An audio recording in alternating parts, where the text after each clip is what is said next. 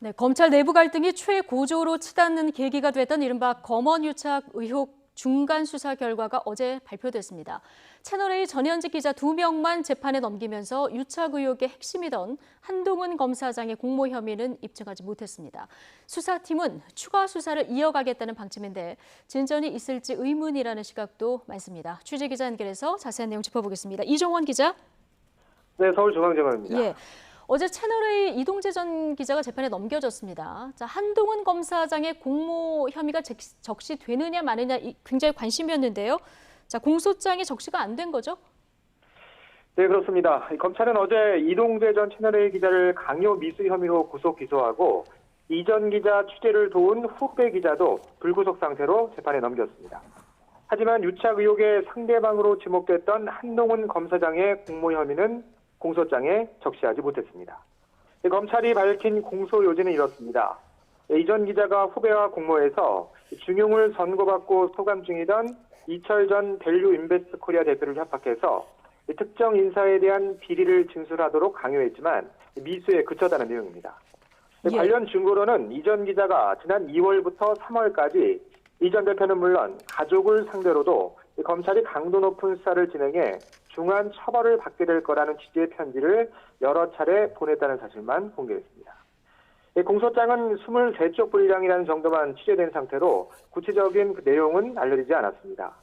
예전엔 주요 사건의 경우엔 기소 다음 날이면 공소장 일부분이라도 취재가 가능했는데요. 그런데 청와대 선거기 의혹 사건 이후부터는 아예 접근이 불가능합니다. 첫 공판이 열리기 전까진 공소장을 공개할 수 없도록 추미애 장관이 조치했기 때문입니다. 예. 다만 검찰은 한 검사장을 공소장에 공범으로 적시하지 않았다는 점은 분명히 밝혔습니다. 이 전 기자와 나눈 대화 등을 통해 한 검사장 이름이 공소장에 등장할 수는 있겠지만 유의미한 적시는 없었다고 보는 게 맞을 겁니다. 예. 자, 그럼 이 전 기자 공소 사실로만 보면 검찰이 한 검사장의 공모 여부는 가리지 못했다는 건데요. 언론에 알려진 녹취록 등을 제외하면 수사팀이 별다른 증거를 확보하지 못했다고 봐야 되는 겁니까? 네, 이른바 이 부산 녹취록이었죠. 지난 2월 이 전 기자가 한 검사장을 찾아가 나눈 대화였는데 논란이 됐던 부분 다시 들어보겠습니다.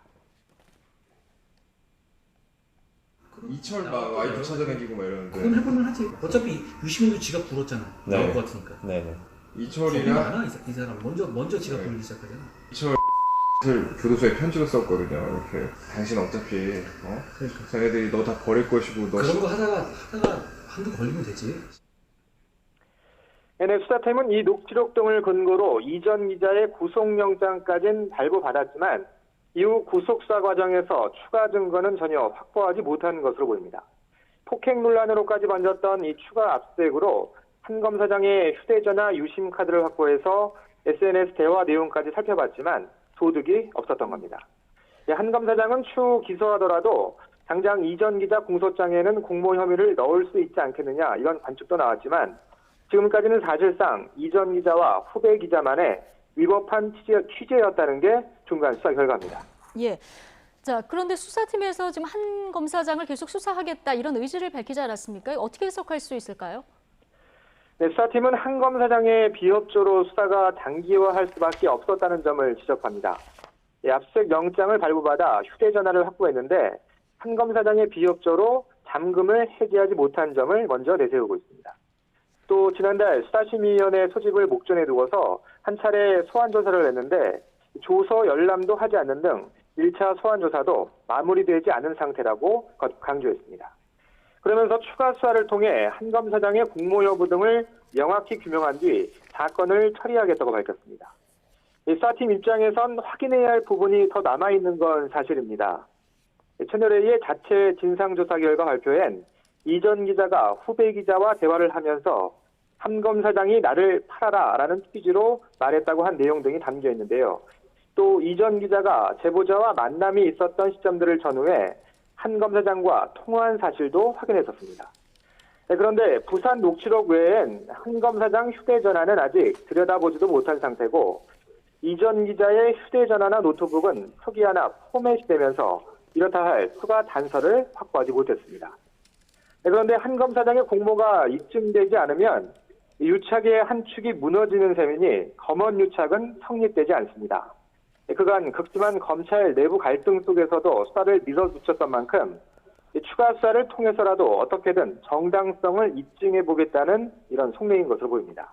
그러나 수사팀 내부에서도 한 검사장의 공모 혐의를 두고 이견이 적지 않은 것으로 알려져 수사 동력을 그대로 유지할지는 미지수입니다. 예.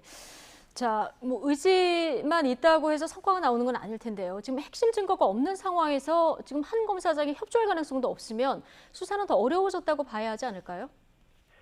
네, 이 한동훈 검사장 측은 수사팀이 풀지 못하고 있는 휴대전화 비밀번호 등에 대해서도 알려줄 의무가 없다는 입장입니다. 법률이 보장하는 피의자의 방어권은 최대한 존중돼야 하고 포렌식 절차 등은 어디까지나 수사기관이 해야 할 일이라는 겁니다.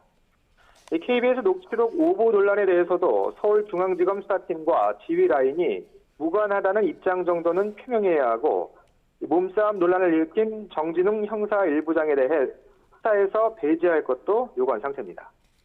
이 전 기자 역시 이제 피고인 신문이니까 향후 법정 공방을 준비하는 데 집중하겠다며 향후 검찰의 소환 조사나 추가 증거 수집에는 일절 대응하지 않겠다는 입장을 내놨습니다. 수사팀은 한 검사장이 비밀번호를 제공할 것으로 보고 기다려왔지만 더는 협조가 없을 것으로 보인다며 자체적으로 포렌식 분석 작업에 돌입했습니다. 다만 비밀번호를 푸는데 몇 달이 걸릴지 또 풀 수 있을지조차 예상하기 어렵고 행여 풀더라도 이미 수사 착수 이후 몇 달이 지난 만큼 중요 증거가 남아있을 가능성도 크지 않아 보입니다. 예. 자, 무엇보다 이번 수사를 놓고 대립했던 추미애 장관, 윤석열 총장의 반응이 궁금한데 취재된 부분이 좀 있습니까? 네, 어제 이 전 기자 기소 사실이 언론에 공개된 건 오전 10시가 조금 넘어서였습니다. 그런데 저희가 취재를 해보니까 이 같은 수사 결과가 대검찰청에 보고된 시각은 오전 11시 반이 넘어서였습니다.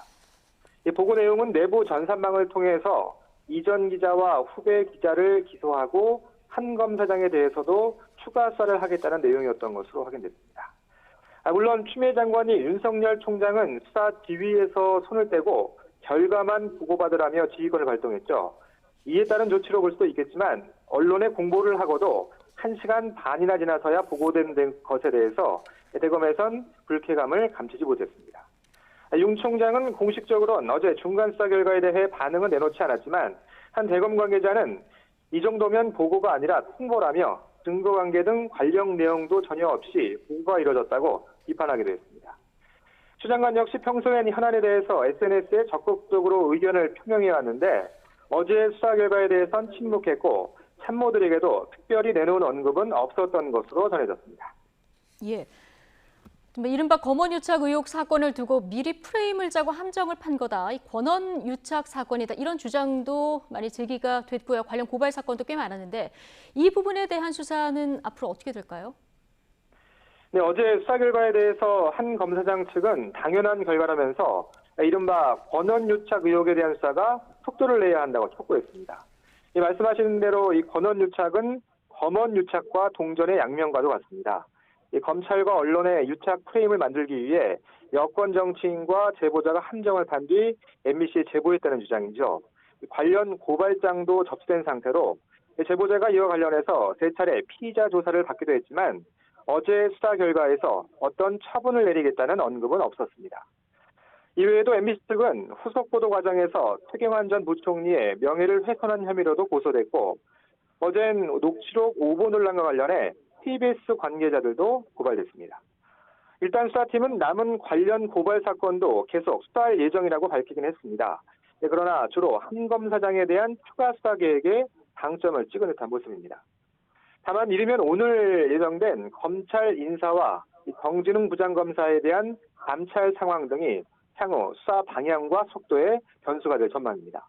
수사팀이 교체되거나 징계 대상이 된다면 흐지부지 사건이 마무리되거나 아예 새로운 국면이 펼쳐질 수도 있습니다. 또 무엇보다 통장을 수사에서 배제하고 수사팀을 지원했던 추미애 장관에게도 시선이 쏠리는데요. 지휘권 발동이 적절했는지에 대한 평가가 뒤따를 것으로 보여서 장관 역시 상당한 부담을 떠안게 됐습니다. 지금까지 서울중앙지검에서 YTN 이종원입니다.